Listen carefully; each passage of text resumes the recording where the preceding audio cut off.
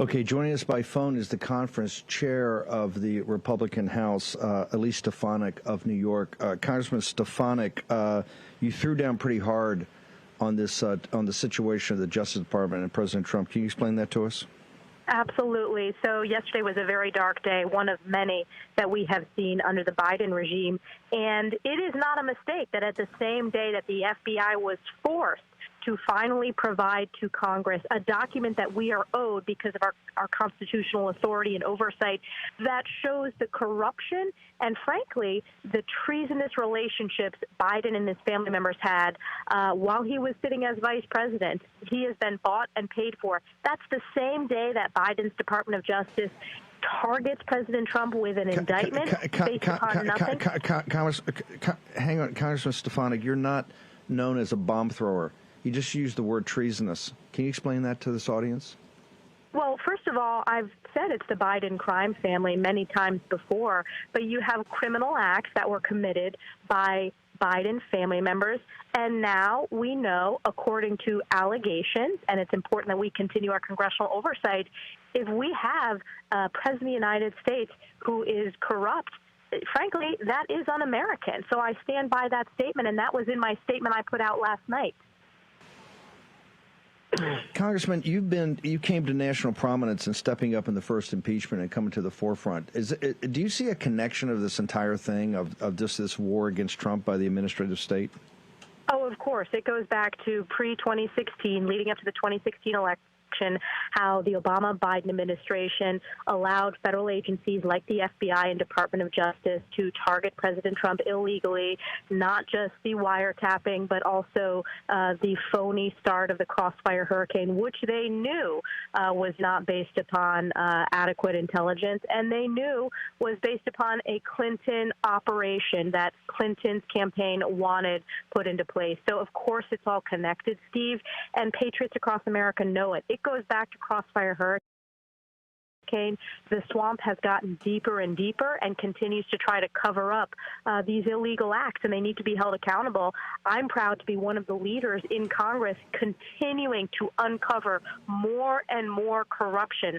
Just a couple weeks ago, I was the one that asked the National Archives and Records Administration about the referral that led to ultimately the raid to Mar-a-Lago, which ultimately led to the appointment of the special counsel. It was based upon my questions, how unprecedented it was for a bureaucrat to refer that to the Inspector General.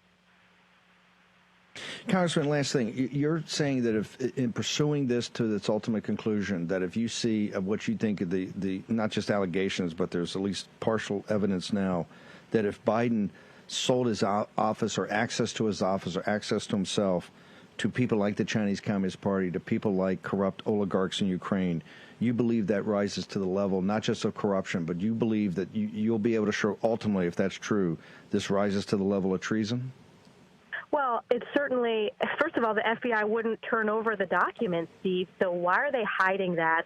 Why did they not take action? There are a lot more questions that need to be answered, which is why we're working so closely with Jamie Comer on his oversight. That's why oversight is important, and I know that we need to continue to conduct that oversight to get to the truth, but we will look at every evidence, every shred of evidence, and all options are on the table. But ultimately, Steve, what do we need to do in 2024? President Trump, the only one who is going to be able to save this country and to clean out the rot in these federal agencies. Do you think we're going to have a constitutional crisis this summer just on this part, on the House, as the separation of powers for the House right and authority to oversee the executive branch? Do you think we're heading there given the stonewalling they've had? Well, what has been interesting, Steve, is we definitely have to use the contempt process to demand documents from these agencies. And it's not just the FBI. This was the same thing that the State Department, when they refused, Secretary Blinken refused to provide information to Foreign Affairs Committee Chairman Mike McCall on the Afghanistan withdrawal. It took a threat of contempt. These agencies need to wake up and realize that they need to respond to Congress. We oversee them on behalf of the American people, not the other way around. So we're going to continue using our constitutional congressional authority to do that. I hope that these agencies will be more responsive, but I don't expect that, as you and I both know.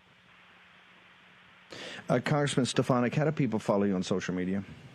Elise Stefanik. You can follow me on all socials at Elise Stefanik, and we'd appreciate your support. We need to rally together to save this country in 2024. Congressman Stefanik, thank you. Honored to have you on here. Thank you.